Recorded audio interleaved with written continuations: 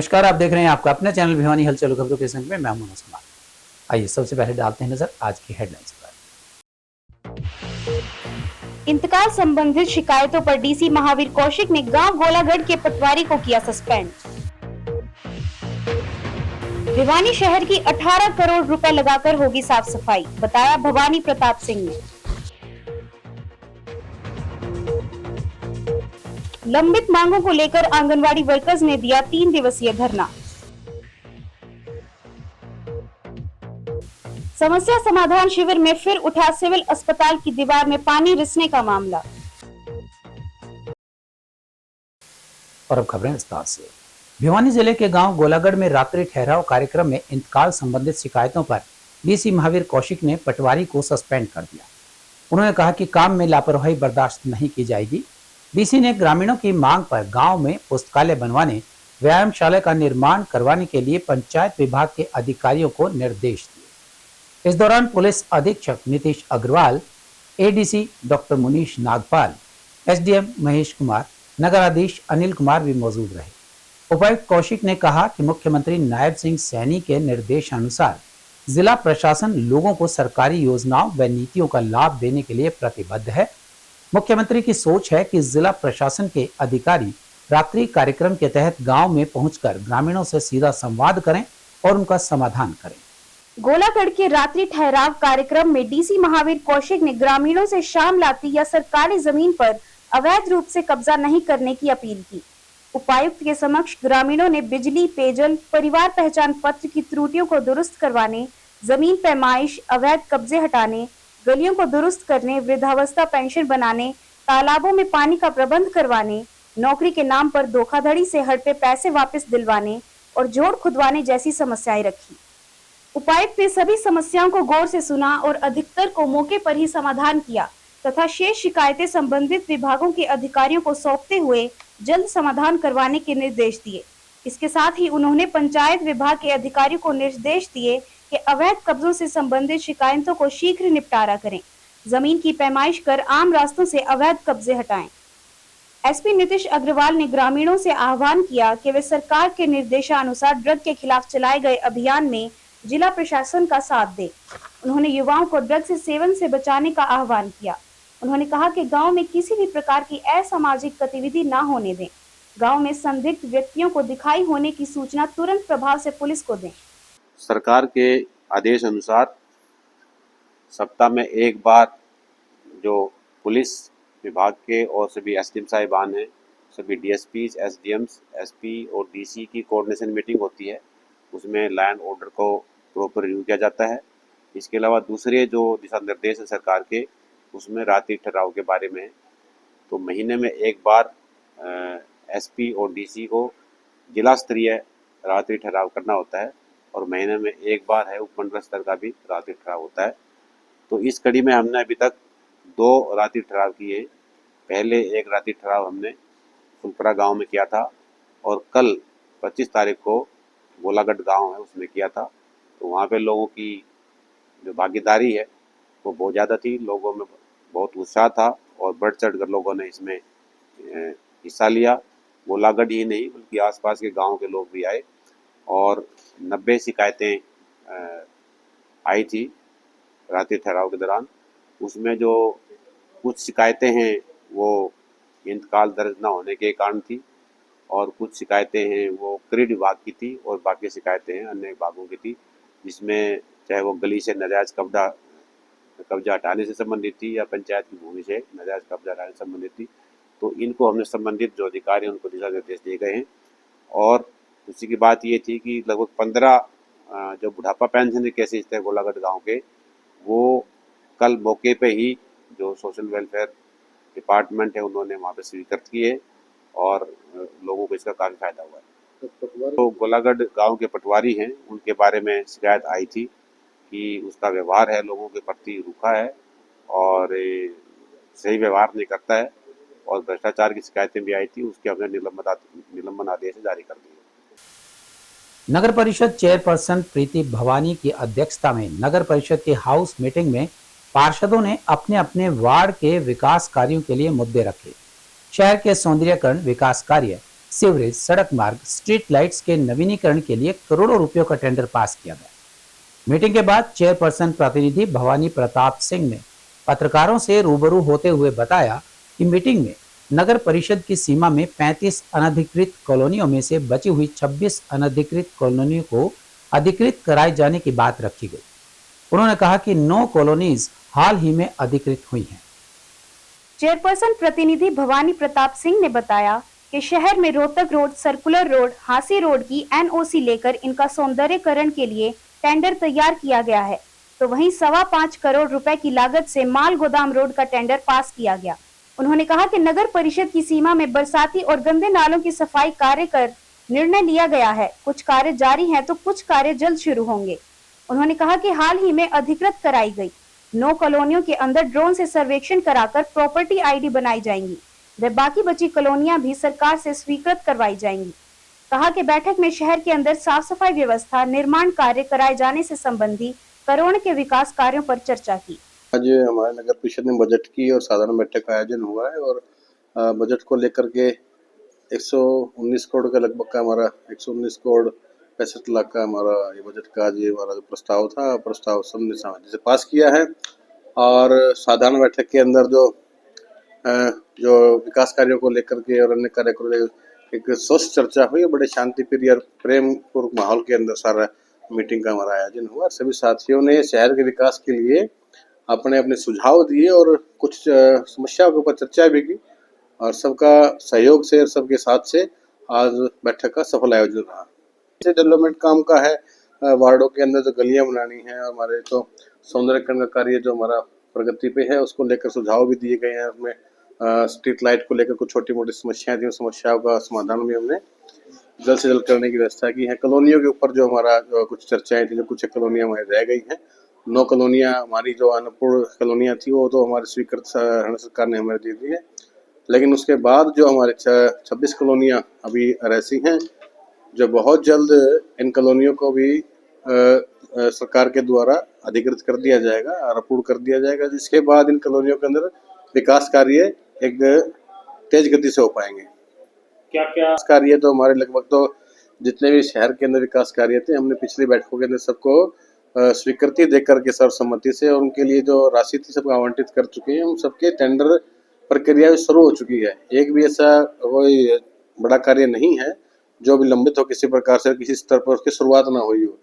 अभी जो कोई अन्य जो कार्य देखिए विकास कार्य जो गलियों का है और ये निरंतर चलने वाली प्रक्रिया है। जो आज से 6 महीने पहले को गली ठीक होगी तो हो सकता है कि आज वो गली नए निर्माण के लिए आज उसका कार्य किया जाना प्रस्तावित हो सकता है। क्यों, मतलब 10 साल पहले गली बनी थी, वो 1 साल पहले ठीक थी, अब उसकी जो सीमा थी वो खत्म हो चुकी है। अब वो किसी ने तोड़ दिया, किसी ने पानी कनेक्शन ले लिया है, किसी ने पानी की लाइन नहीं डाली है, तो इस प्रकार की कई चीजें आ जाती हैं। तो ये निंदा चलने वाली प्रक्रिया है। कुमार गौठौल वार्ड नंबर 19 से पार्षद हूँ और मेरा यही कहना है कि सरकार की भी मंशा है, सरकार की भी मंशा है कि शहर स्वस्थ और सुंदर बने। हमारा दिनोद रोड का जो रोड है उसको 6 महीने हो गए टेंडर लगा हुआ। सरकार की तो मंशा है रोड बनाने की, टेंडर भी नगर परिषद की मंशा बनाने की, मगर कुछ हमारे अधिकारी है जो निकम्मापन दिखा के उन्होंने टेंडर की कोई छोटी मोटी टेक्निकल इशू बनाते हैं और उसको टेंडर को लगाने में खोलने में असमर्थ हो जाते हैं। हमारे एक्शन साहब है, उनको आज काम बताओ, कर देंगे 3-4 महीने, एक काम को 5-6 महीने लगा देते हैं। हमारे एक्शन की कोई भी मंशा नहीं है कि शहर में कोई काम हो। तो मैं तो सरकार से प्रार्थना करता हूं और नगर परिषद के जो चेयरमैन प्रतिनिधि भवानी प्रताप है उनसे प्रार्थना करूंगा इन प्रशासन को टाइट करे और शहर को जल्दी स्वच्छ बनाए और हमारा जो दिनोद रोड है इसको जल्दी बनवाने का काम करें। आंगनबाड़ी वर्कर्स ने अपनी मांगों को लेकर 3 दिवसीय धरना दिया। इस दौरान आंगनबाड़ी वर्कर्स ने नारेबाजी की। आंगनबाड़ी वर्कर्स की मुख्य मांग पोषण ट्रैकर पर लाभार्थी का फेस कैप्चर करने के बारे में और 3G फोन सही ढंग से काम न करने के बारे में थी। वर्कर्स ने बताया कि सरकार वर्कर्स की कोई सुनवाई नहीं कर रही है, उनको दबाने के लिए हर प्रयास कर रही है। आंगनबाड़ी में आने वाले राशन की गुणवत्ता सही नहीं आती है। इतना राशन आ जाता है कि लाभार्थियों को एक ही तरह का राशन पूरे महीने दिया जाता है। उन्होंने कहा कि राशन इतना अधिक आने के कारण मेन्यू के अनुसार नहीं बन पाता, जिससे लाभार्थी नाखुश हैं। आंगनवाड़ी यूनियन की जिला प्रधान राजबाला निनान ने कहा कि सरकार 3G फोन देकर वर्कर से 5G नेटवर्क का काम ले रही है, वहीं मानदेय के नाम पर ना बराबर सैलरी देती है। उन्होंने कहा कि भिवानी जिले में कई ऐसे गांव हैं जहां पर नेटवर्क की समस्या है। सरकार द्वारा जो फोन दिए गए हैं वह हैंग हो जाते हैं। उसमें लाभार्थी का फेस कैप्चर करना तो बहुत दूर की बात है, फेस कैप्चर करते हुए OTP इनवैलिड बताता है और लाभार्थी 2-2 घंटे तक इंतजार करता रहता है, लेकिन उसका फेस कैप्चर नहीं हो पाता, जिसके वर्कर और लाभार्थी में मनमुटाव की भावना होने लगी है। वहीं उन्होंने बताया कि जो नई पंजीरी 3 तरह की आई है उसमें लाभार्थी नाखुश हैं और गर्मियों में बाजरा कोई नहीं लेना चाहता। वर्करों को राशन और ऑनलाइन काम और नैपकिन देकर इतना उलझा दिया है कि वह आंगनवाड़ी में आने वाले बच्चों पर ध्यान नहीं दे पाते। वहीं सचिव ने कहा कि वर्कर को उच्च कोटि के फोन या टैब दिए जाएं, सिम और डाटा पूरा उपलब्ध करवाया जाए, वर्कर का 26,000 न्यूनतम वेतन किया जाए, वर्कर को सुप्रीम कोर्ट द्वारा जारी हुआ ग्रेजुएट का फैसला लागू किया जाए। बड़ी वर्कर हेल्पर यूनियन की जिला सचिव CI2 से आज का जो प्रदर्शन किया है 3 दिवसीय हड़ताल के रूप में किया हमने, और हम सरकार को टाइम देना चाहते हैं। 3 दिन में अगर सरकार ने हमारे से बातचीत नहीं की और हमारी मांगों का निपटान नहीं किया गया तो ये आंदोलन हम आगे बढ़ाएंगे, और आंदोलन को आगे बढ़ाकर जब तक सरकार नहीं झुकेगी हम आंदोलन को पहले की तरह 4 महीने से भी ज्यादा चलाने की हमारे अंदर हिम्मत है। करोगे क्या आप? फिर 3 सेंटर हमारे खुले हैं, हेल्परों को अभी हमने इस हड़ताल में नहीं लिया है। वो 3 साल से 6 साल के बच्चों को एक्टिविटी भी कराएंगी और आंगनवाड़ी के जो जरूरी काम है हेल्परों द्वारा किए जाएंगे। फिलहाल आंगनवाड़ी वर्कर ही हड़ताल पर आई है। जो फोन विभाग ने दे रखे हैं, मेन मकसद हमारा इन फोन को लेकर ही है। फोन काम नहीं करते, हैंग हो जाते हैं, स्क्रीन सफेद हो जाती है। हम कह रहे हैं विभाग को अच्छे से हमें डाटा प्रोवाइड कराया जाए, अच्छी क्वालिटी के टैब दिए जाएं और सिम के साथ दिए जाएं, ताकि हम इस अब काम को सुचारू रूप से और अच्छे ढंग से कर सके। मैं आंगनवाड़ी कार्यकर्ता रीटा गांव चांग से हूं। आज हम भिवानी जिले में सारी वर्कर्स इकट्ठी हुई हैं और हमारी जो मांगे यही है कि जो मतलब ऑनलाइन काम के लिए सरकार हमें प्रेशराइज तो कर रही है, लेकिन उसका कोई प्रोसेस नहीं बनाया गया है। जैसे हमें अभी 3G मोबाइल दे दिए और पोषण ट्रैकर ऐप हमें चलाना है। पोषण ट्रैकर ऐप ऐसा ऐप है जिसमें 5G मोबाइल हमारे पास होना चाहिए, तभी हम उसमें काम कर सकते हैं। हम जब काम करते हैं कभी तो कीपैड नहीं चलती, कभी साइट रुक जाती है, कभी मोबाइल स्विच ऑफ हो जाते हैं, बहुत सारी प्रॉब्लम्स है जिसकी वजह से हम ये काम नहीं कर पा रहे। और एक जो बच्चों को राशन देने के लिए एक जो पोषण ट्रैकर पर PHR का ऑप्शन आया है, जिसमें हमें बेनिफिशियरी का फेस कैप्चर भी करना होता है और साथ में उनकी E-KYC करनी होती है। ना तो फेस कैप्चर हो रहा, ना E-KYC हो रही है और हमें प्रेशराइज बार बार किया जा रहा है कि आप फेस कैप्चर करो, PHR भरो, नहीं तो आपकी पे काटी जाएगी, आपके खिलाफ एक्शन होगा। हम ये कहना चाहते हैं सरकार को कि काम तो हम सभी कर देंगे, उसके हिसाब से हमें फैसिलिटी भी तो दी जाए। अगर फैसिलिटी देंगे तो अगर हम इतना काम कर सकते हैं तो वो भी कर सकते हैं। अब हम फेस कैप्चर और E-KYC के खिलाफ खड़े हैं। जैसे कि अब राशन है, राशन तो पहले भी जाता था, बच्चों को मिलता था, बेनिफिशियरी आती थी, लेकिन अब क्या है, फेस कैप्चर वाला जो हमें सबसे बड़ी प्रॉब्लम लग रही है कि फेस कैप्चर करने में दिक्कत बहुत आ रही है। फिर से आंदोलन पे हम मजबूर हैं। इन्होंने अपने ज्ञापन के माध्यम से सरकार को, विभाग को चिताया है, लेकिन विभाग ने इनको बुलाया तो जरूर, लेकिन जो उनकी असली बातें वो सुनने के लिए तैयार नहीं है। तरह तरह के इन पे काम किए जाते हैं। इनकी पहले मोबाइल की इनके पास डिमांड नहीं थी, तो डिमांड थी तो इसलिए थी कि मोबाइल से काम करना कि मजबूर कर रहे थे। तो इनको जो मोबाइल दिए गए वो जो अच्छे मोबाइल नहीं है, उन पे वो जो काम करना चाहते हैं वो समय पर गांव का हिसाब था, वो इंटरनेट नहीं पकड़ते, उनका काम नहीं होता। दूसरी बात, वो पोषण ट्रैकर के नाम से जो लाभार्थी हैं, जिन बच्चों को कुछ दिया जाता है, उनको जो भी लेने आता है उनके फोटोज वगैरह डेली के भिजवाने होते हैं। उसके अंदर वो जो मोबाइल के अंदर क्या मांगा जाता है, OTP मांगी जाती है। वो OTP देने में वो असमर्थ हैं और कुछ देना भी नहीं चाहते, बहस भी करते हैं। गांव के लोग बाग हैं, सबके पास ये मोबाइल फोन है भी नहीं स्मार्ट वाला, तो काफी समस्याएं हैं। जन संगठन व प्रबुद्ध नागरिक मंच भिवानी की ओर से शहर के घंटाघर चौक के पास रोड के साथ सिविल अस्पताल की दीवार के पास पानी लीकेज बंद करने व स्वतंत्रता सेनानी पंडित नेकीराम शर्मा स्टैच्यू की बाउंड्री की मरम्मत का मुद्दा उपायुक्त के समाधान शिविर में दूसरी बार उठाया गया। मुद्दा उठाते हुए मंच के संयोजक कॉमरेड ओम प्रकाश ने कहा कि सर्कुलर रोड के साथ नागरिक अस्पताल भिवानी की दीवार के पास सीवरेज या पानी की लाइन पिछले 2 वर्षों से लीकेज हो रही है। वहां रोड के साथ 10 से 12 फुट में गंदा पानी भरा रहता है और बदबू मारता रहता है। जन संगठन के संयोजक कॉमरेड ओम प्रकाश ने कहा कि नागरिक अस्पताल की दीवार के पास सीवरेज या पानी की लाइन पिछले 2 वर्षों से लीकेज हो रही है। दीवार में पानी रिसता है जिससे दीवार गिरने का खतरा बना हुआ है। वहीं दीवार के साथ ठंडे पानी की प्याऊ लगी है, उससे पानी पीने के लिए कोई व्यक्ति कीचड़ से होकर नहीं जा सकता। उन्होंने यह भी कहा कि महान स्वतंत्रता सेनानी पंडित नेकीराम शर्मा की स्टैचू की बाउंड्री टूटी हुई है। उसकी मरम्मत करवाने के लिए नगर परिषद चेयरमैन को भी पत्र लिखा था तथा 2-3 बार चेयरमैन प्रतिनिधि को इस मामले से अवगत करवा चुके हैं, परंतु दुर्भाग्यवश इस संबंध में कोई कार्रवाई नहीं हो रही। उन्होंने कहा कि उपरोक्त दोनों समस्याएं उन्हें पहले भी समस्या समाधान शिविर में उठाई थी, परंतु 2 महीने से ज्यादा समय होने पर भी कोई कार्रवाई नहीं हुई। इसलिए शिविर दरबार में एसडीएम के सामने ये समस्याएं दोबारा उठाई हैं। एसडीएम महेश कुमार ने इनके शीघ्र समाधान का आश्वासन दिया। आज हमें डीसी साहब के जो समस्या समाधान शिविर है उसमें गए थे। हमने 7 जनवरी को भी एप्लीकेशन दी थी कि हॉस्पिटल की दीवार के साथ में जो घंटाघर है जहां पंडित नेकीराम शर्मा की स्टेच्यू, उसके दाईं तरफ 10-12 फुट में पिछले 2 साल से पानी भरा हुआ है। ये पता नहीं तो पानी की वाटर लाइन लीकेज है या सीवरेज लीकेज है, वहाँ बदबू मारता है, गंदगी फैल रही है और दीवार में पानी बैठ रहा है। एक प्याऊ भी है वहाँ पर, वो प्याऊ पीने के लिए, पानी पीने के लिए आदमी जा नहीं सकता। अब गर्मी के दिन आ गए तो हमने 2 महीने पहले भी रिक्वेस्ट की थी। आज फिर दरबार में जाके एसडीएम साहब थे, दरबार लिए हुए थे।